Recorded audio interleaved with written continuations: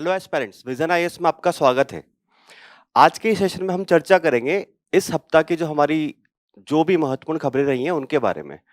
यानी कि weekly round up जो होता है उसके बारे में हम लोग बात करेंगे और पूरे वीक में जो भी प्री के हिसाब से, मेंस के हिसाब से महत्वपूर्ण खबरें रही हैं, न्यूज़ टुडे में ही जो और भी ज़्यादा इंपॉर्टेंट खबरें हैं उनके बारे में हम लोग बात करेंगे। तो आज हमारी मेनली 6 न्यूज़ इंपॉर्टेंट होगी। पहला तो है अमेरिकी राष्ट्रपति ट्रंप ने भारत, चीन और ब्राज़ील के ऊपर अगर रशिया से व्यापार करते हैं, तो उसके लिए एक 500% टैरिफ लगा सकते हैं, उसके लिए एक्ट को मंजूरी दी है, उसके बारे में बात करेंगे। दूसरा है केक की राज्य वित्त को लेकर सेकंड रिपोर्ट आई है, फर्स्ट रिपोर्ट सितंबर में आ चुकी थी, उसके बारे में बात करेंगे। थर्ड है भारत सरकार के गृह मंत्रालय ने जनगणना 2027 करवाने के लिए नोटिफिकेशन जारी किया, उसके बारे में हम लोग बात करेंगे। चौथा होगा हमारा सार्वजनिक निजी भागीदारी परियोजना पाइपलाइन जो है, जिसकी सरकार ने 3 साल के लिए घोषणा करी, उसके बारे में बात करेंगे। पिपरवा अवशेष के बारे में बात करेंगे, जो कि बुद्ध के अवशेष है, वो क्या है। अगला होगा भारत विश्व का सबसे बड़ा चावल उत्पादक देश बन गया है चीन को छोड़कर, पीछे छोड़कर, तो उसके बारे में हम लोग बात करेंगे। साथ-साथ में कुछ संक्षिप्त सुर्खियाँ होगी हमारी, जैसे कि स्वामी फंड, सावलकोट विद्युत परियोजना, चांदी, बनेरघट्टा राष्ट्रीय उद्यान, भारतीय मानक ब्यूरो, ड्यूम्सडे ग्लेशियर, कुषाण वंश, संयुक्त राष्ट्र सुरक्षा परिषद और एक हमारी सुर्खियों में रही व्यक्तित्व भी है सावित्रीबाई फुले, जिनकी हाल ही में जयंती मनाई गई। तो चलिए शुरू करते हैं आज की हमारी पहली मुख्य खबर से। पहली मुख्य खबर है हमारी, हाल ही में अमेरिकी राष्ट्रपति ने, देखिए अमेरिकी राष्ट्रपति आपको पता ही है, नया साल होने के बाद तो कुछ भी कर रहे हैं। उन्होंने वेनेजुएला के ऊपर अटैक कर दिया और वेनेजुएला के राष्ट्रपति को युद्धबंदी बना लिया। अब वो ये चाह रहे हैं कि जो रूस है वो यूक्रेन के साथ वॉर को खत्म कर दे, ठीक है, और बात करें, है ना? और यूक्रेन के ऊपर भविष्य में आक्रमण भी ना करे, इसको लेकर एक बिल है, उसको मंजूरी उन्होंने प्रदान की है, the sanctioning Russia act of 2025। इसके तहत ये है कि अगर कोई देश जो है, वो रूसी तेल, गैस और यूरेनियम आदि खरीदता है रूस से, तो उसके ऊपर 500% तक का टैरिफ अमेरिकी राष्ट्रपति लगा सकते हैं। और ऐसा माना जा रहा है कि मेनली ये भारत, चीन और ब्राज़ील को टारगेट करने के लिए लाया गया है ये एक्ट, ठीक है?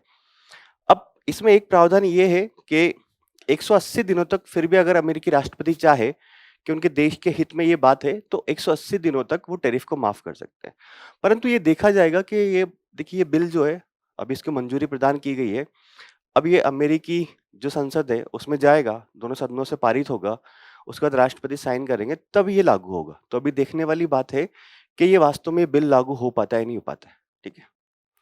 अब बात करें कि भारत के ऊपर क्या संभावित प्रभाव पड़ सकते हैं इसके, तो देखिए पहला यही है, भारत के व्यापार में रुकावट आ सकती है। भारत के ऊपर ऑलरेडी अमेरिका ने 25% टैरिफ और रूस के साथ तेल खरीदने को लेकर 25% टैरिफ और लगाया, यानी कि 50% टैरिफ लगाया हुआ है।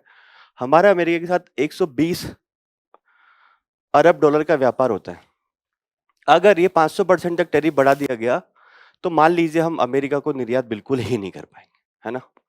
तो ये है कि अमेरिका को होने वाला 120 बिलियन का अरब डॉलर का भारत का जो व्यापार है वो एक तरह से रुक सकता है। अगला क्या है, किन क्षेत्रों को नुकसान होगा, तो भारत के देखिए मेनली वर्तमान में जो प्रभावित क्षेत्र है अमेरिका के 50% टैरिफ की वजह से, वो है वस्त्र, फुटवेयर, समुद्री उत्पाद, जैसे श्रम प्रधान क्षेत्र हो गए, तो इनको ज्यादा समस्या आएगी और भी, ठीक है, इन क्षेत्रों, क्योंकि हम मेनली ये निर्यात यही करते हैं अमेरिका।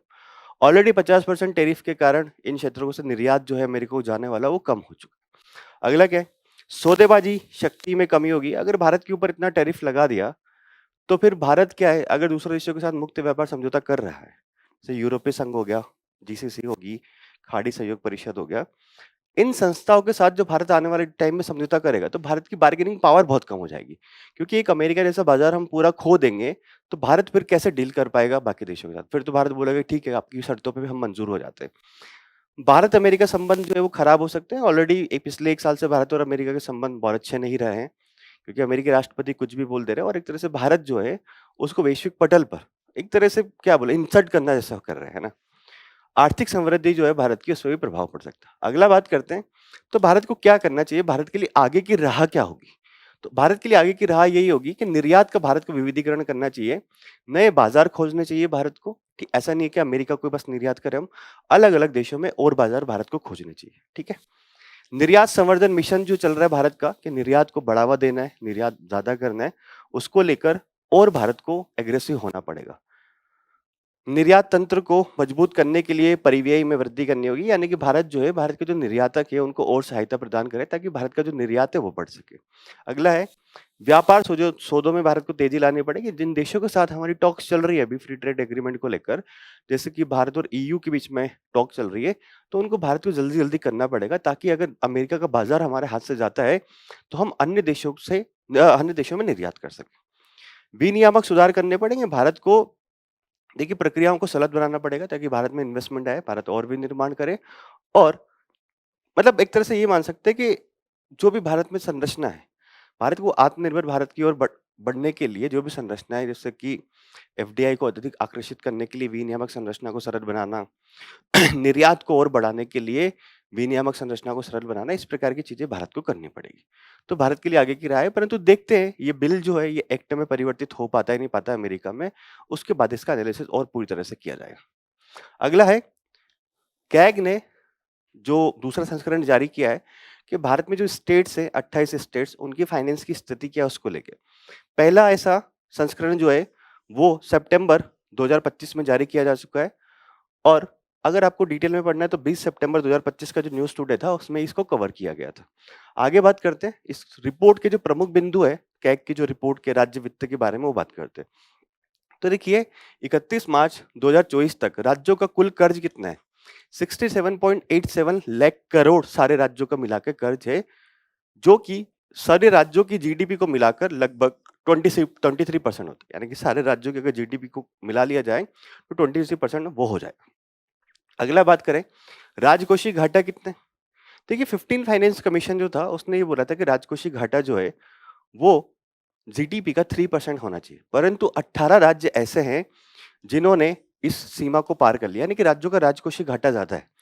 अब अत्यधिक राजकोषीय कठोरता भी राज्य अपना रहे, क्यों अपना रहे? क्योंकि राज्यों के पास देखिए वित्त के साधन नहीं है, तो अब वो क्या है, नए विकास कार्य शुरू नहीं कर पा रहे हैं। ऐसा क्यों है? क्योंकि राज्यों का जो प्रतिबद्ध व्यय है, जैसे कि राज्यों को वो तो देना ही है, जैसे कि वेतन हो गया, पेंशन हो गया, ब्याज हो गया। ब्याज यानी कि पुराने जो आपने ऋण लिए हुए हैं उनके ऊपर इंटरेस्ट, ये तो आपको देना ही पड़ेगा।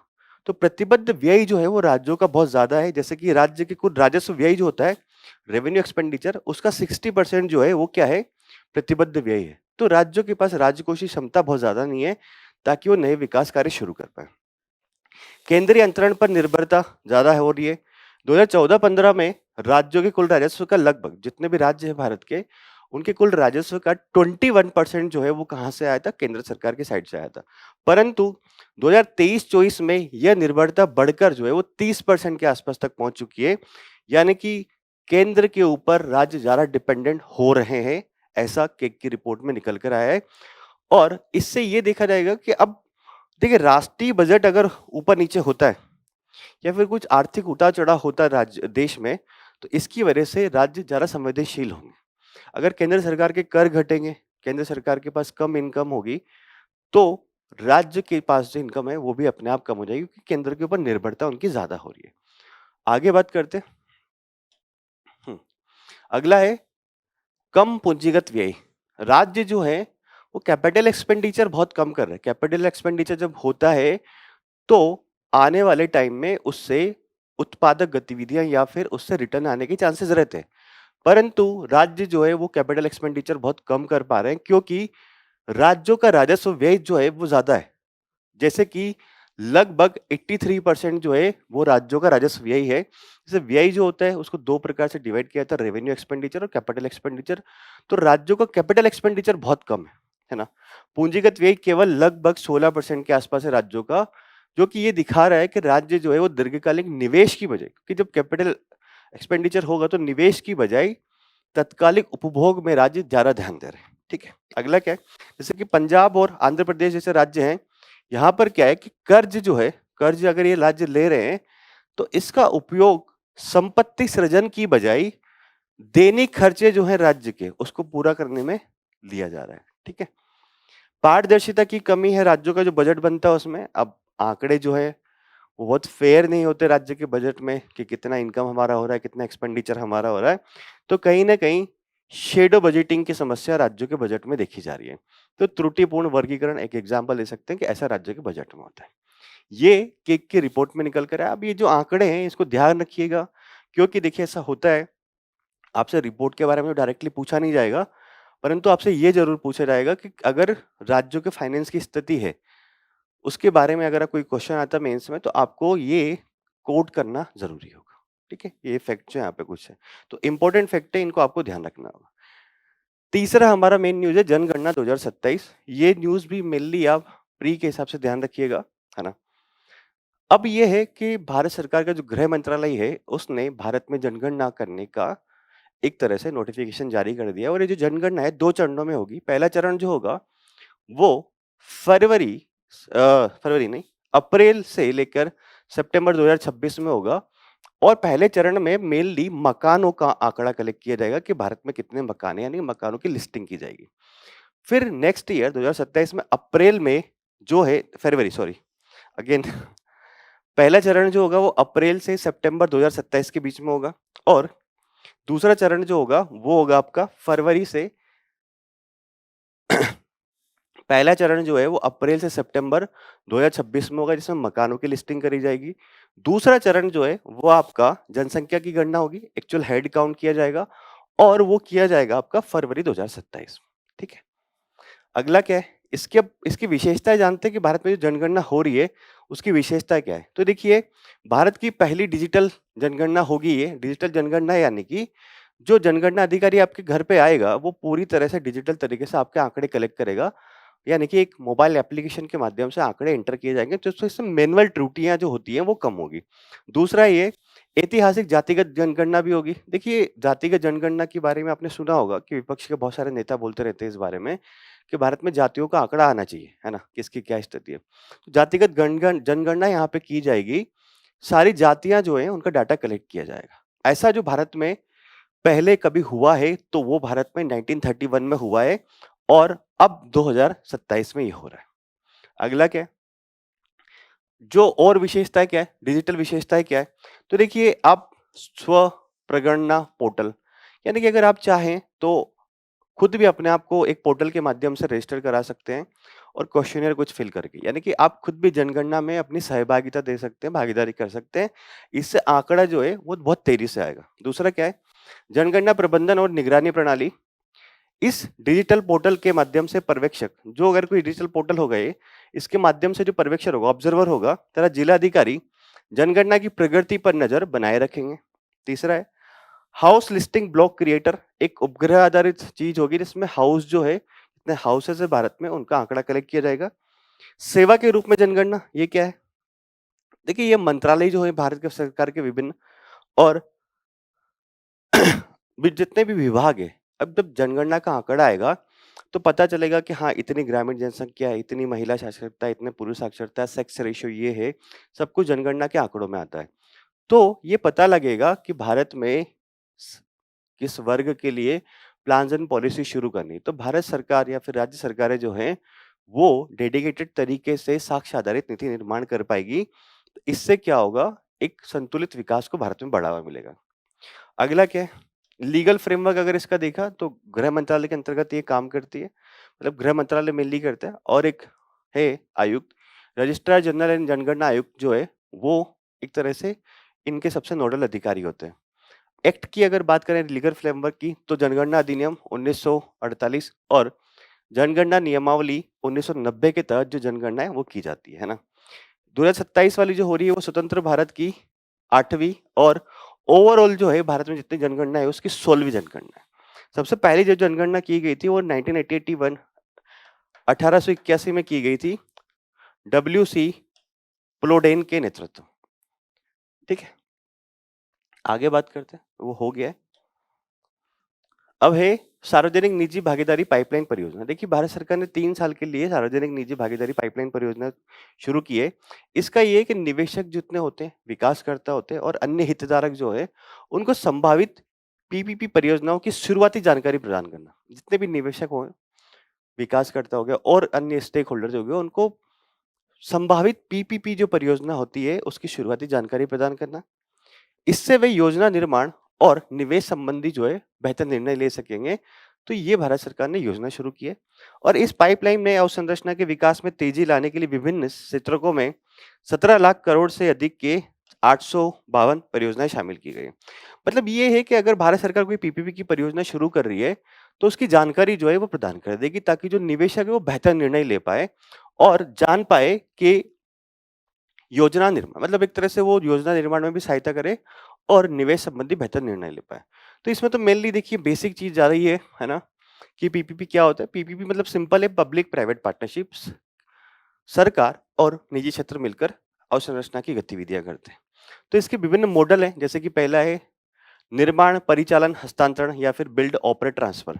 इसमें क्या है कि एक निजी संस्था जो होती है, जैसे प्राइवेट कंपनी है, वो क्या करती है, निश्चित अवधि के लिए कोई भी संरचना बनाती है, उसका वित्त पोषण करती है, डिजाइन करती है, निर्माण करती है और संचालन करती है। फिर क्या करती है, जब उसके उपयोगकर्ता जैसे कि एक रोड है, ये इसने डिजाइन भी किया, बनाए भी, फंडिंग भी करी, फिर ये यहाँ पे टोल टैक्स कलेक्ट करेगा और जब इसकी आय पूरी निकल जाएगी इसके माध्यम से, तो फिर वो स्वामित्व जो है वो सार्वजनिक हो जाएगा, यानी कि फिर सरकार को हस्तांतरित कर दिया जाएगा। तो इसका ये आप बिल्ड बनाओ, ऑपरेट करो, फिर सरकार को ट्रांसफर कर दो। डिजाइन, निर्माण, वित्त पोषण, परिचालन। निधि संस्था वो क्या करेगी, डिजाइन से लेके परिचालन, डिजाइन से लेके संचालन तक के पूरे चक्रों को संभालती है। सरकार जो है वो क्या करेगी, पूर्ण समय मतलब स्वामित्व जो रहेगा इसमें वो सरकार का रहेगा। मतलब अब जो यहाँ पे जो टोल कौन कलेक्ट कर रहा था, निजी क्षेत्र कलेक्ट कर रहा था, तो स्वामित्व सरकार का रहेगा। निजी क्षेत्र यहाँ से जो टोल है वो सरकार कलेक्ट करके निजी क्षेत्र को उसका जितना खर्चा हुआ है वो प्रदान कर देगी। अगली क्या है, ईपीसी मॉडल है ना, इंजीनियरिंग, प्रोक्योरमेंट एंड कंस्ट्रक्शन। तो इसमें क्या है कि सरकार जो है वो परियोजना का वित्त पोषण करती है और प्रबंधन जो है मैनेजमेंट अपने पास रखती है। निजी संस्था क्या करेगी कि केवल डिजाइन करेगी और निर्माण के लिए जिम्मेदार ठेकेदार होती है। मतलब सरकार ही पैसा देगी, सरकार ही अपने पास उसका स्वामित्व रखेगी, मैनेजमेंट रखेगी, बस निजी संस्था को पैसे देगी कि आप इसको बना लीजिए, है ना। नेक्स्ट है हाइब्रिड एन्युटी मॉडल, एचएम। तो देखिए इसमें ईपीसी, इंजीनियरिंग, प्रोक्यूरमेंट और कंस्ट्रक्शन और बिल्ट ऑपरेट ट्रांसफर जो है इसका मिश्रण होता है और सरकार जो है वो लागत का 40% किस्तों में देती है और शेष जो है वो निजी क्षेत्र के द्वारा दिया जाता है। तो ये 4 प्रकार के मॉडल है। इकोनॉमी का जो बेसिक होता है उसमें आपने इसको पढ़ा होगा अच्छे से। अब हमें देखिए क्यों पीपीपी मॉडल की हमें आवश्यकता है, क्यों आवश्यकता है भाई? सरकार क्या नहीं बना सकती रोड संरचना या विभिन्न प्रकार की अवसंरचनाएं? तो ये है कि अवसंरचना वित्त पोषण में जो अंतराल है उसको समाप्त करना। हमारे देश को 2030 तक लगभग 4.5 ट्रिलियन डॉलर जो है उसके निवेश की आवश्यकता है उस संरचना में। अब सरकार के पास इतनी कैपेबिलिटीज नहीं है कि सरकार ये सारा पैसा खर्च कर पाए, तो सरकार को निजी क्षेत्र की आवश्यकता है फंडिंग के लिए। अगला क्या है, सरकार पर अगर वित्तीय बोझ कम होगा तो सरकार, जैसे अवसंरचना निर्माण का कार्य अगर निजी क्षेत्र के द्वारा किया जा रहा है, तो सरकार फिर क्या है, सामाजिक अवसंरचना, अवसंरचना 2 प्रकार की होती है, भौतिक और सामाजिक। तो सरकार भी सामाजिक अवसंरचना पे ध्यान दे सकती है, जैसे कि शिक्षा के लिए स्कूल खोलना, स्वास्थ्य के लिए हॉस्पिटल्स खोलना, इस प्रकार से, है ना। उच्च तकनीक और नवाचार, निजी क्षेत्र जो रहता है अगर उसकी भागीदारी होगी पीपीपी के माध्यम से, तो निजी क्षेत्र जो है उसके पास टेक्नोलॉजी बेहतर होती है और इनोवेशन वो कर पाएंगे, ताकि जो परियोजना है वो और टिकाऊ होगी एक तरह से ना। दक्षता में सुधार होगा और परियोजना का कम समय में क्रियान्वयन सुनिश्चित हो पाएगा अगर निजी क्षेत्र होगा तो, क्योंकि सरकारी क्षेत्र जो आपको पता ही है बहुत धीरे-धीरे से काम करते हैं। तो ये बेसिक है। आप पीपीपी जो है पूरा आपके इकोनॉमी में अपने आप में एक टॉपिक है, बहुत डिटेल में आपको इसको पढ़ना चाहिए, ठीक है। नेक्स्ट बात करते हैं पिपरवा अवशेष के बारे में। तो देखिए पिपरवा अवशेष जो है वो 127 वर्षों के बाद भारत में आए हैं और ये बुद्ध से संबंधित है। अगर आपसे कोई सिंपल सा पूछे कि पिपरवा अवशेष किससे संबंधित है, तो भगवान बुद्ध से, गौतम बुद्ध से संबंधित है। वर्तमान में न्यूज में क्यों आया, क्योंकि हाल ही में पिपरवा अवशेष को लेकर प्रदर्शनी लगाई गई और उसका नाम रखा गया प्रकाश और कमल प्रबुद्ध व्यक्ति के अवशेष शीर्षक से एक प्रदर्शनी का आयोजन हो रहा है और भारत के प्रधानमंत्री ने भी वहां पे उसका उद्घाटन किया, ठीक है। तो ये, और भारत के प्रधानमंत्री ने कहा कि भगवान बुद्ध द्वारा दिखाया गया मार्ग और उनकी दी हुई शिक्षा संपूर्ण मानवता का सारे धरोहर है। तो अब पिपरवा अवशेष के बारे में इतना डिस्कशन हो रहा है, तो आपको एग्जाम में सवाल इस तरह से आते हैं कि अब आपको बौद्ध धर्म और गौतम बुद्ध के बारे में पूरा प्रिपेयर कीजिए, तब आप सवाल सॉल्व कर पाएंगे आप, है ना। नेक्स्ट देखते हैं पिपरवा अवशेष के बारे में क्या है। खोज किसने करी थी इसकी, तो 1898 में ब्रिटिश सिविल इंजीनियर विलियम क्लेक्सटन पंपे के द्वारा इसकी खोज की गई थी। स्थान कहाँ है? उत्तर प्रदेश में भारत नेपाल सीमा के निकट है। ठीक है, प्राचीन बौद्ध स्तूप में है। महत्व क्या है? देखिए जो पिपरवा स्थल पुरातात्विक साक्ष्य जो है तो मिले हैं, वो ये बोलते हैं कि पिपरवा का जो स्थल है वो कपिल वस्तु से संबंधित। और कपिल वस्तु में क्या हुआ था? भगवान गौतम बुद्ध ने महाभिनिष्क्रमण किया था। महाभिनिष्क्रमण यानी कि ग्रह त्याग किया था। ठीक है, ये पवित्र अवशेष गौतम बुद्ध के नश्वर अवशेष से जुड़े हुए माने जाते हैं। मतलब पिपरवा अवशेष बहुत पवित्र माने जाते हैं क्योंकि भगवान बुद्ध गौतम बुद्ध से डायरेक्टली रिलेटेड है ना। आगे बात करते हैं, बुद्ध की शिक्षाओं की वर्तमान प्रासंगिकता क्या है? ये बड़ा इंपॉर्टेंट है, सवाल ऐसे आते हैं यूपीएससी में, मेंस में। तो पहला क्या है कि अगर हमें सुशासन और राजनीतिक सत्यनिष्ठा चाहिए तो भगवान बुद्ध के जो कुछ कॉन्सेप्ट है ना, उन्होंने बोला था कि सम्यक स्पीच यानी कि राइट स्पीच, व्यक्ति को राइट स्पीच देना चाहिए। तो अगर राजनीतिक लोग जो है वो धर्म के खिलाफ, जाति के खिलाफ अगर ठीक बोलेंगे तो राजनीतिक सत्यनिष्ठा होगी। सम्यक आचरण करना चाहिए।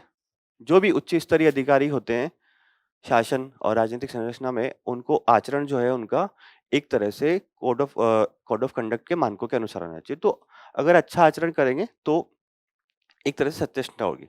राइट लाइवलीहुड, भ्रष्टाचार ना हो, है ना, राइट लाइवलीहुड हो एक तरह से। तो ये भी भगवान बुद्ध बोल के गए थे। तो अगर उनका सिद्धांतों का पालन किया जाए, right speech, right conduct, right livelihood, तो सुशासन और राजनीतिक सत्यनिष्ठा जो है वो प्राप्त हो सकती है। नेक्स्ट क्या है? सामाजिक समानता और न्याय। ये कैसे? गौतम बुद्ध ने जो संघ का निर्माण किया था वहां पर सभी जातियों के लोग आया करते थे, इवन महिलाओं को भी उसमें प्रवेश करने की अनुमति थी। तो ये है कि गौतम बुद्ध ने संघ का द्वार सामाजिक दर्जे की परवाह की नहीं, बोला सभी के लिए खोल दिया था। तो आज भी हमारे देश में महिलाओं की निम्न स्थिति है, समलैंगिक व्यक्ति, सेक्स वर्कर, अन्य कमजोर वर्ग जो है उनके विरुद्ध भेदभाव समाप्त करने के लिए एक आधार ये प्राप्त हो सकता है कि जैसे भगवान बुद्ध ने संघ में सबको अनुमति प्रदान की थी, ऐसे ही सभी व्यक्ति को समान अधिकार होने चाहिए। नेक्स्ट क्या है? पर्यावरण संधारणीयता और उपभोक्तावाद। ये कैसे?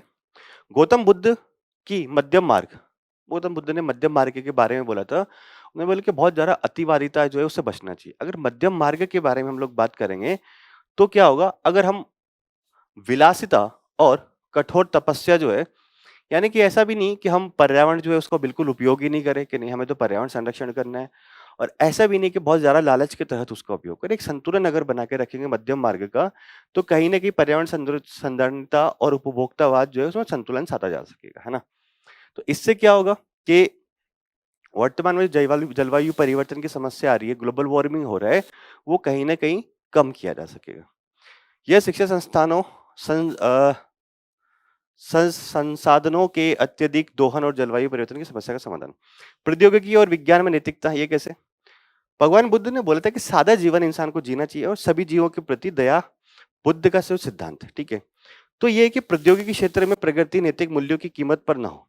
देखिए प्रौद्योगिकी तो बहुत सारे आगे बढ़ रही है ना, हथियार भी इतने ज्यादा हो रहे हैं, टेक्निक भी बहुत ज्यादा बढ़ रही है। तो यही है कि प्रौद्योगिकी जो है वो नैतिक मूल्यों का पतन ना हो। तो ये है कि अगर आप प्रौद्योगिकी का उपयोग एक तरह से दोहरा ना हो, जैसे कि परमाणु हथियार भी बन रहे हैं आजकल ना, मास डिस्ट्रक्शन इससे हो सकता है। तो भगवान बुद्ध का जो कॉन्सेप्ट है कि सादा जीवन जियो और सभी के प्रति करुणा रखो, तो इसकी वजह से हम क्या कर सकते हैं? प्रौद्योगिकी विज्ञान में नैतिकता मान सकते हैं। और अतिरिक्त क्या है? विपासना के बारे में आपने नाम सुना होगा बहुत ज्यादा, माइंडफुलनेस और सम्यक दृष्टि पर भगवान बुद्ध द्वारा बल वैज्ञानिक दृष्टिकोण और जिज्ञासा प्रवृत्ति को प्रोत्साहित करते हैं ना। सम्यक दृष्टि और भगवान बुद्ध द्वारा बल, वैज्ञानिक दृष्टि भी आपको रखनी चाहिए और जिज्ञासु प्रवृत्ति आपकी होनी चाहिए, ऐसा भी भगवान बुद्ध ने बोला है। तो ये इसका जो सेकंड पार्ट है ये मेंस एग्जाम के लिए बहुत ज्यादा इंपॉर्टेंट है। ठीक है, आगे बढ़ते। भारत जो है वो चावल का सबसे बड़ा उत्पादक बन गया, ऐसा केंद्रीय मंत्री जो है कृषि मंत्री उन्होंने घोषणा की है, इसको चाइना को पीछे छोड़ते हुए। यूपीएससी ने एक बार सवाल भी पूछा था इसमें, उस साल भी जो भारत जो है वो चाइना को छोड़कर आगे बन गया था। सिंपल सा क्वेश्चन था कि दुनिया में सबसे बड़ा चावल का उत्पादक देश कौन सा है? भारत, चाइना और एक दो देश का नाम वो लिखा था, है ना। तो चावल उत्पादक बन गया। अब आप थोड़ी सी बेसिक चीजें जान लेते हैं चावल के बारे में। प्रमुख चावल उत्पादक देश है भारत, लगभग 150 मिलियन टन का उत्पादन कर रहे हैं। उसके बाद चाइना करता है, इंडोनेशिया, बांग्लादेश, जापान, मिस्र इत्यादि देश, है ना। भारत में अगर राज्य और उत्पादन की बात करें तो उत्तर प्रदेश सबसे ज्यादा उत्पादन करता है, लगभग 13.8% के आसपास। फिर तेलंगाना, वेस्ट बंगाल, पंजाब और छत्तीसगढ़। ठीक है। निर्यात अगर बात करें तो ये अगेन इंपॉर्टेंट फैक्ट है कि भारत विश्व का सबसे बड़ा चावल निर्यातक देश है और 2024-25 में भारत ने लगभग 20.1 मिलियन मेट्रिक टन चावल जो है उसका निर्यात किया। अब भारत के प्रमुख निर्यात गंतव्य कौन से हैं जहां भारत निर्यात करता है? तो सऊदी अरब है, ईरान है, इराक है, बेनिन है, संयुक्त अरब अमीरात यानी कि यूएई। आगे बढ़ते हैं। चावल की फसल के बारे में, चावल की फसल के बारे में बेसिक चीजें बात करें तो ये विश्व की प्रमुख खाद्य फसल है, खाया जाता है, आप भी खाते होंगे, मैं भी खाता हूँ, है ना। उष्णकटिबंधीय और उपोष्ण कटिबंधीय क्षेत्रों का मुख्य आहार ये माना जाता है। अब विकास के लिए अनुकूल दशाएं कैसी है, क्योंकि ऐसा प्री में सवाल आता है। चावल जो है भारत में 8 डिग्री नॉर्थ से 30 डिग्री नॉर्थ अक्षांश के बीच में इसको बोया जाता है जनरली। समुद्र तल से लगभग 2500 मीटर की ऊंचाई पर अलग अलग परिस्थितियों में उगाया जाता है। यह गाद वाली, जिनमें गाद होती है, दोमट या कंकड़ युक्त मृदा सहित विभिन्न प्रकार की मृदा है उसमें उगाया जा सकता है। इसके अतिरिक्त अम्लीय के साथ साथ क्षारीय मृदा जो है उनमें भी ये उगाया जा सकता है। आगे बात करें,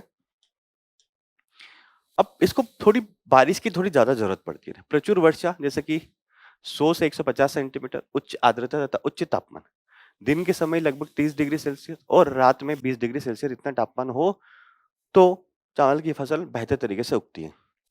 धान मतलब एक तरह से एक अर्ध जलीय पादप है। आपने अगर आपने धान की कभी खेती देखी होगी तो आधे से ज्यादा टाइम तो जो धान के पौधे हैं वो पानी में ही डूबे रहते हैं। जैसे अर्ध जलीय पादप है जिसे अपने वृद्धि के लिए, वृद्धि वाले मौसम में 3/4 अवधि के लिए खड़े पानी, औसत ऐसे खड़े रहते हैं तो उसमें औसतन 10 से 15 सेंटीमीटर जो है वाटर वहां पे होना चाहिए, तब ये ज्यादा चलता है। यही इसी वजह से दिक्कत पंजाब में आती है, क्योंकि पंजाब में पानी नहीं है इतना ज्यादा। और पंजाब में चावल आपने उत्पादन में देखा होगा कि पंजाब में चावल अच्छा खासा होता है, माने तो चौथे नंबर पे है ना। और वहां की जो पर्यावरण पारिस्थितिकी उसको काफी ज्यादा नुकसान हो रहा है इसकी वजह से। आगे क्या है, यह अगर पीएच बात करें जिस मृदा का, तो 5.5 से 6.5 पीएच वाली इम्परिमेबल मृदा जो होती है उसमें ये उग जाएगा। फसल के मौसम, भारत में फसल के मौसम क्षेत्र के आधार पर चावल 3 अलग अलग मौसमों में उगाया जाता है, जैसे कि अमन जिसको बोलते हैं शीतकालीन चावल, जून जुलाई में बुआई होती है, नवंबर दिसंबर में कटाई होती है। शरदकालीन चावल मई जून में बुआई, सितंबर अक्टूबर में कटाई। ग्रीष्मकालीन चावल नवंबर मई के बीच में खेती होती है और अक्सर उन क्षेत्रों में जो सर्दियों में दौरान नर्म रहते हैं। ये थोड़ा सा बेसिक चीजें हैं प्री के हिसाब से, मेनली प्री के लिए और इंपॉर्टेंट है क्योंकि सवाल आता है यूपीएससी में इस प्रकार का, पहले भी आ चुका है। अब संक्षिप्त सुर्खियों की बात करें तो पहला है स्वामी ही फंड। तो देखिए न्यूज में इसलिए ये है कि 15 दिसंबर 2025 तक स्थिति के अनुसार स्वामी फंड के तहत संचालित 110 परियोजना में लगभग 61,000 आवासीय इकाइयों का वितरण किया जा चुका है। इसमें पुनर्वास और आर्थिक रूप से कमजोर श्रेणी के 7,000 से अधिक आवास है। तो स्वामी फंड क्या है ये देखते हैं। देखिए 2019 में इसको शुरू किया गया था, किफायती और मध्यम आय श्रेणियों की रुकी हुई आवासीय परियोजनाओं को पूरा करने के लिए इसको मेनली शुरू किया था, उनको वित्त पोषण प्रदान करने के लिए। ठीक है।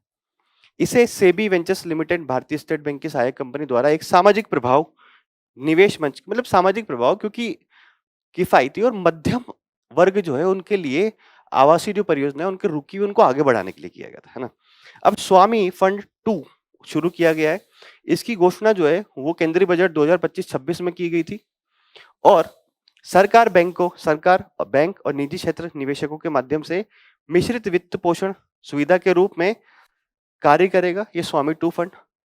15,000 करोड़ के इस फंड का लक्ष्य है कि अतिरिक्त 1 लाख आवासीय इकाइयों के निर्माण कार्य को पूरा करना।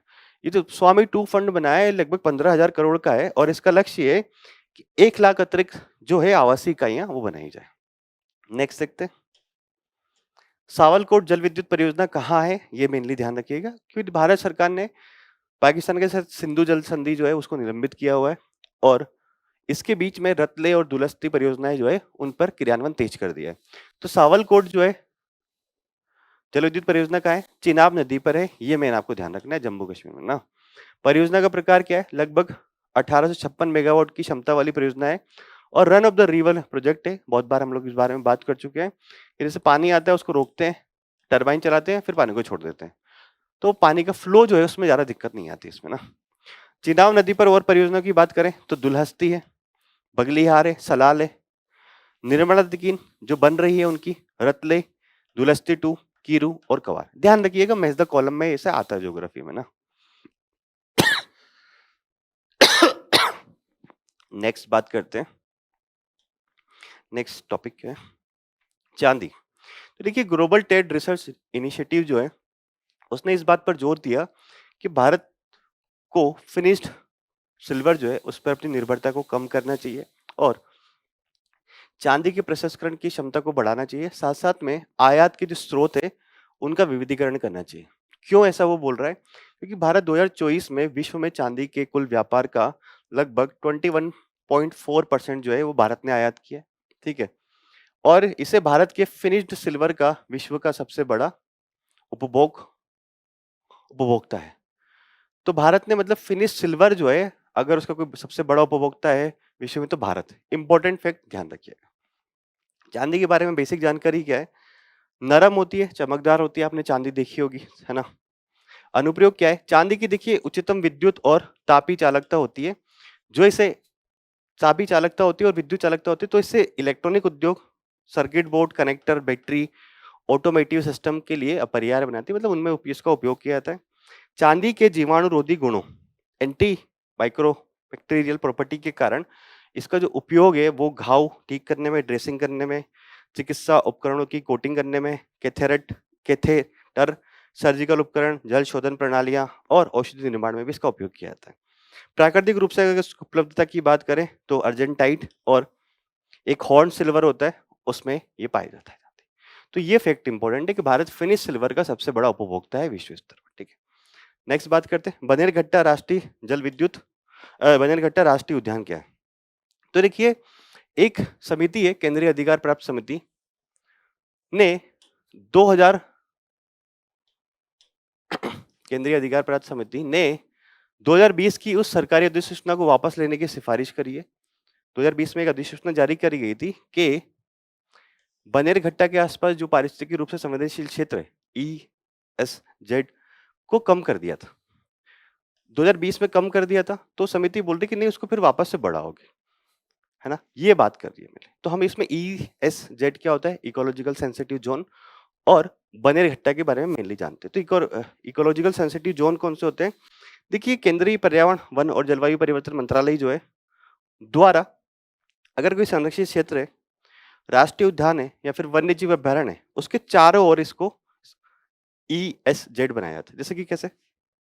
देखिए अगर ये टाइगर रिजर्व है तो इसके चारों ओर एक इकोलॉजिकल सेंसिटिव जोन बना दिया जाएगा, ताकि जो लोग हैं जैसे लकड़ी कट रही है, कुछ भी हो रहा है, तो इकोलॉजिकल सेंसिटिव जोन में ना कटे, ताकि कि इस टाइगर रिजर्व को नुकसान नहीं हो, ताकि ये जो एरिया है ESZ वाला, ये शॉक एब्जॉर्बर के रूप में जो है वो काम कर सके। तो कहाँ किया जाता है? संरक्षित क्षेत्र, राष्ट्रीय उद्यान और वन्यजीव अभ्यारण्यों के चारों ओर। आगे बढ़ते हैं। बनेरघट्टा राष्ट्रीय उद्यान की बात करें तो मेनली ये ध्यान रखिएगा कि बेंगलोर कर्नाटक में इसमें अलग अलग छोटी छोटी रेंज है, जैसे कि अनेकल, बनेरघट्टा, हरोलल्ला, हल्ली और कोडीहल्ली वन्यजीव क्षेत्र इसमें पाए जाते हैं। मुख्य वनस्पति है मिद्री बांस। जीव जंतु की बात करें तो तेंदुआ, हाथी, स्लोथ बियर, चीता, हिरण है, ग्रे लंगूर इत्यादि यहाँ पे पाए जाते हैं बनेरघट्टा। ये मेन है, कर्नाटक में है, इसको ध्यान रखिएगा। आगे बढ़े। बायोबिटुमेन ये क्या है? ये भी इंपॉर्टेंट है। भारत सड़क निर्माण हेतु बायोबिटुमेन की व्यावसायिक रूप से उत्पादन करने वाला विश्व का पहला देश बन गया। ये इंपॉर्टेंट फैक्ट है इसका न्यूज वाले, है ना। बायोबिटुमेन क्या है? सबसे पहले अगर बिटुमेन को जाने तो फिर उसमें बायो लगा देंगे तो जैविक उसका रूप हो जाए। बिटुमेन है ये कि कच्चे तेल का जब डिस्टिलेशन किया जाता है तो उससे उत्पन्न होने वाला एक काला पदार्थ। देखिए आप लोगों ने सड़क कार्य जो होता है उसमें डामर देखा है कभी? सेम चीज, है ना। यह अब चिपकने वाले गुणों के लिए जाना जाता है बिटुमेन, है ना। अब बायोबिटुमेन मतलब बिटुमेन का एक प्रकार का वैकल्पिक रूप हो गया, जिसे जैविक तत्वों से तैयार किया जाता है, जैसे कि कृषि अपशिष्ट हो गया, लिग्निन हो गया, बायोचार हो गया, ऑयल, बायो ऑयल, ठीक है। तो इसके लाभ क्या हो सकते हैं? देखिए हम अब बिटुमेन जो है वो ऑयल के डिस्टिलेशन तैयार हो रहा है, तो कहीं ना कहीं हमारा जो इम्पोर्ट है वो कम हो सकता है ऑयल का। कृषि अपशिष्ट जो है उनसे बायो बिटुमेन बनाया जाता है, तो पराली का दहन कम हो सकता है। जैव अर्थव्यवस्था को बढ़ावा मिल सकता है भारत में। और बिटुमेन के पूरक के रूप में किया जाता है, यह बाइंडर में मिश्रण में बिटुमेन की मात्रा को कम करने के लिए किया जाता है। अगला क्या है, अनुप्रयुक्त सड़कों के लिए और वाटर प्रूफिंग इत्यादि में इसका काम कर सकते हैं। आपने अगर डामर देखा होगा तो आप समझ जाएंगे इसको कि ये वास्तव में क्या है। नेक्स्ट क्या है, आईसीजीएस समुद्र प्रताप, ये भी इंपॉर्टेंट है। क्यों? ये हाल ही में एक तरह से भारत के पहला प्रदूषण नियंत्रण पोर्ट है और गोवा में भारत के जो समुद्री बेड़ा उसमें शामिल हो गया। तो आईसीजीएस प्रताप क्या है, गोवा शिपयार्ड लिमिटेड द्वारा बनाया गया। ठीक है, प्रदूषण नियंत्रण करने वाले दो पोत हम बना रहे हैं, इसमें से पहला ये है और इसमें 60% से अधिक स्वदेशी चीजें यूज की गई हैं। अब ये फैक्ट इंपॉर्टेंट है कि यह भारतीय तटरक्षक बल यानी कि इंडियन कोस्ट गार्ड के बेड़े का अब तक का सबसे बड़ा पोत है। इसकी लंबाई बात करें तो 114.5 मीटर है और जल विस्थापन वाटर डिस्प्लेसमेंट कितना करता है चलते टाइम, 4170 टन। ठीक है, आधुनिक उपकरण इसमें बहुत सारे लगे हैं, जैसे कि उन्नत प्रदूषण पहचान प्रणाली, प्रदूषण नियंत्रण कार्रवाई हेतु समर्पित नौकाएं, आधुनिक अग्निशमन क्षमताएं, अग्नि बोर्ड प्रदूषण नियंत्रण। ठीक है, तो ये फैक्ट इंपॉर्टेंट है। और एक ये भी प्रदूषण नियंत्रण बोर्ड, बीआईएस, भारतीय मानक ब्यूरो, इसके बारे में बहुत बार डिस्कस कर चुके हैं। तो 79वां स्थापना दिवस हुआ इसका और इस अवसर पे इसने नया मानकीकरण पोर्टल और महिलाओं के लिए शाइन जैसी पहले कुछ शुरू किए। तो बीआईएस के बारे में जानते क्या है, राष्ट्रीय मानक निर्धारण संस्था है, ब्यूरो ऑफ इंडियन स्टैंडर्ड। अब नाम में ही लिखा है तो वो यही काम करेगा। केंद्रीय उपभोक्ता मामले का मंत्रालय है, उसके अंतर्गत ये काम करता है। इसकी स्थापना 2016 में एक एक्ट के माध्यम से की गई थी। ठीक है, मैंडेट क्या है इसका, यह संस्था वस्तुओं और सेवाओं की गुणवत्ता, संरक्षा, विश्वसनीयता, दक्षता सुनिश्चित करने के लिए भारतीय मानकों का निर्धारण करती है कि मानक क्या होने चाहिए किसी वस्तु के, है ना। कार्य क्या है, बीआईएस उत्पादों के प्रमाणन, स्वर्ण और चांदी के आभूषण की हॉलमार्किंग, वो भी बीआईएस के से ही आती है। अनिवार्य पंजीकरण योजना इत्यादि चालू करता है। कोई भी जो प्रोडक्ट है अगर वो बीआईएस मार्क का होता है तो माना जाता है कि वो स्टैंडर्ड प्रोडक्ट है। ठीक है, नेक्स्ट क्या है, डूम्सडे ग्लेशियर, ये क्या है। देखिए, एक अध्ययन के अनुसार डूम्सडे ग्लेशियर में बर्फ की दरारें बढ़ रही है। यह परिघटना Antarctic him shelf ice shelf के ढहने की आकांक्षा की ओर संकेत करती है। तो डूम्सडे ग्लेशियर क्या, सिंपल सा ध्यान रखिए, थ्वेट्स हिमनद जो है, ग्लेशियर जो है, उसको ही डूम्सडे ग्लेशियर बोला जाता है। क्यों बोला जाता है, यह नाम इसलिए दिया गया क्योंकि इसमें वैश्विक समुद्री जल स्तर को बहुत अधिक बढ़ाने की क्षमता है। मतलब अगर ये थ्वेट्स ग्लेशियर अगर ये पिघल गया तो वैश्विक जल स्तर माना जा रहा है कि लगभग 65 सेंटीमीटर के आसपास बढ़ जाएगा। तो इसलिए डूम्सडे इसको ग्लेशियर बोला जा रहा है। ठीक है, बाकी इसमें कुछ खास नहीं है, इतना ध्यान रखिएगा कि इसका नाम इसलिए क्योंकि अगर ये पिघलता है तो इसमें पृथ्वी जो समुद्र है उसका जल स्तर बढ़ाने की बहुत ज्यादा क्षमता है। नेक्स्ट बात करते हैं। नेक्स्ट है आपका मपेम्बा प्रभाव, ये क्या है, इंपॉर्टेंट है थोड़ा सा।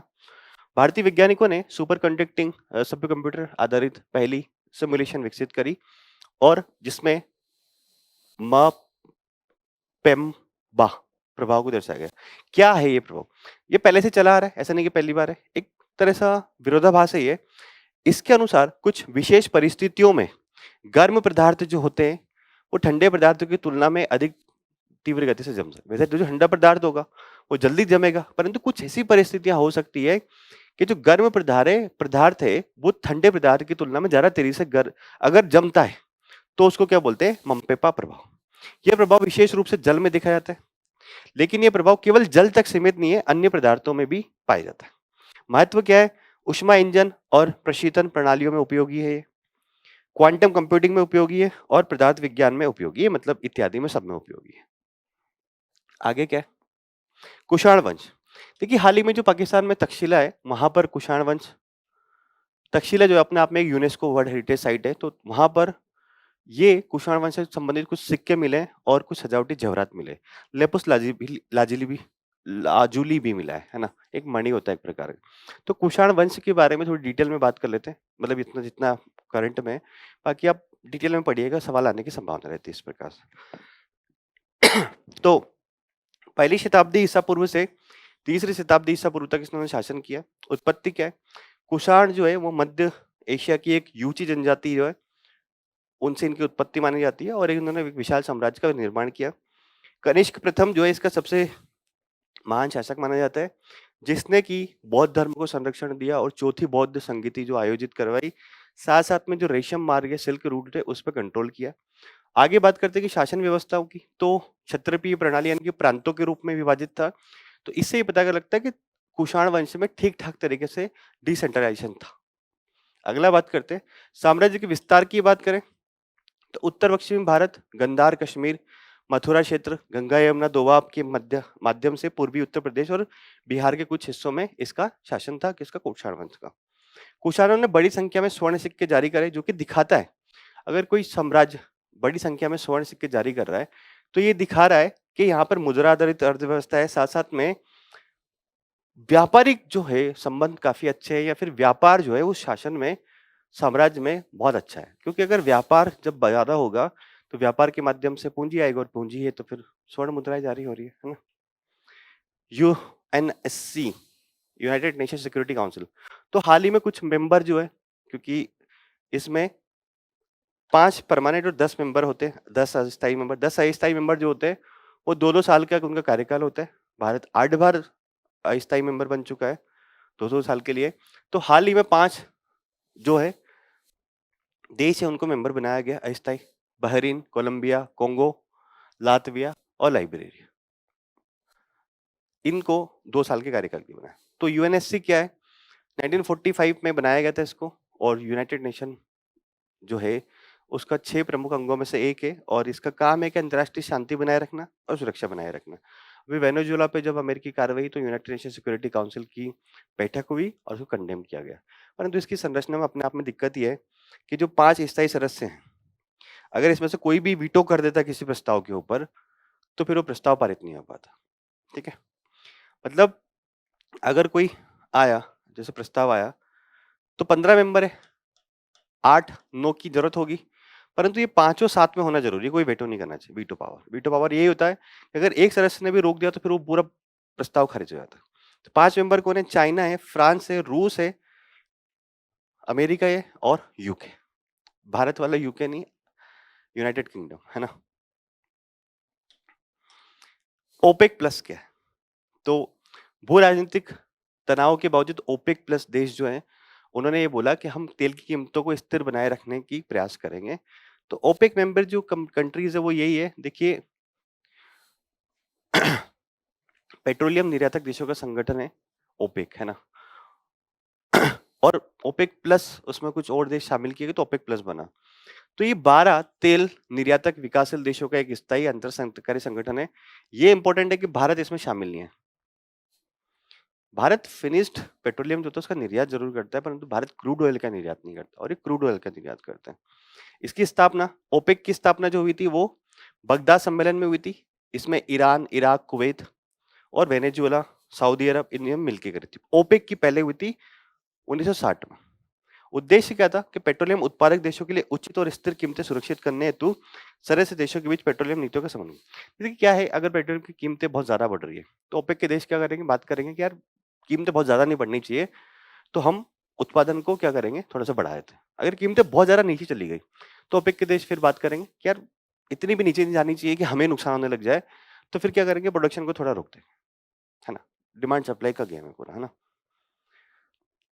अब इसका मुख्यालय कहाँ है? तो वियना, ऑस्ट्रेलिया में। ओपेक प्लस, ओपेक प्लस क्या है कि जैसे कि अमेरिका में शेल ऑयल काफी निकल रहा है, वृद्धि के कारण गिरती तेल कीमतों के जवाब में 2016 में ओपेक प्लस की स्थापना की गई थी। ओपेक के 10 अन्य तेल उत्पादक देशों के साथ एक समझौते पर हस्ताक्षर हुए। इन समझौते के बाद इन देशों के बीच समूह को ओपेक प्लस नाम। ओपेक तो हमने देख लिया कि 1960 में बनाए, ईरान, इराक, कुवैत और सऊदी अरब, वेनेजुएला ने मिलकर बनाया था। अब ओपेक प्लस जो है उसमें 10 मेंबर और शामिल किए गए, जैसे कि रूस हो गया, मैक्सिको हो गया, Kazakhstan, Oman, Azerbaijan, Malaysia, Bahrain, दक्षिण सूडान, ब्रुनई सूडान, है ना? ये देश और इसमें ओपेक प्लस। आगे बात करते हैं। एक अब हमारे सुर्खियों में रहे व्यक्तित्व है, उनका नाम है सावित्रीबाई फुले। इनकी हाल ही में जयंती मनाई गई, तो इनके बारे में संक्षिप्त बात कर लेते हैं क्या है। देखिए, इनका जन्म जो है महाराष्ट्र के सतारा में हुआ था और देश के पहले बालिका विद्यालय जो पुणे में है, उसकी प्रधानाध्यापिका कोई थी, तो सावित्रीबाई फुले थी। ये फैक्ट है, आपको ध्यान रखना है। नेक्स्ट क्या है, उनका प्रमुख योगदान क्या है? देखिए, उन्होंने महिला अधिकारों के लिए काफी ज्यादा काम किया और महिला सेवा मंडल की स्थापना करी। जोखिम भय मतलब जो गर्भवती महिलाएं रहती है, प्रेग्नेंट लेडीज रहती हैं, उनके आश्रय के लिए बाल हत्या प्रतिबंधक गृह की स्थापना करी। ये 2-3 चीजें आपको ध्यान रखनी है। पुणे में नेटिव फीमेल स्कूल की नामक एक शिक्षा ट्रस्ट की स्थापना करी है। सत्यशोधक विवाह यानी कि दहेज रहित विवाह उनको बढ़ावा दिया और सामाजिक समावेशन किया। निम्न जाति के जो लोग हैं उनके लिए काम किया और ब्राह्मणवादी विशेषाधिकारों के अगेंस्ट काम किया। जैसे कि उन्होंने महार, मांग आदि समुदायों में शिक्षा को बढ़ावा दिया। प्रकाशन उन्होंने कुछ लिखा है क्या? हाँ, लिखा है। देखिए, काव्य फूले लिखा है, बावन काशी सुबोध लिखा है, रत्नाकर इत्यादि ग्रंथ में उन्होंने लिखे। मूल्य समानता, न्याय, करुणा इत्यादि इनसे सीखे जा सकते हैं। तो जितना इतना ये ये ये और एक उधर फैक्ट जो है उसको ध्यान रखना है आपको। इनके बारे में अगर प्री में क्वेश्चन आता है तो। ठीक है? ये तो रिपीटेशन है यहाँ पे, इसको छोड़ दीजिए। Again repetition. ओपेक के बारे में हम लोग बात कर चुके हैं ना।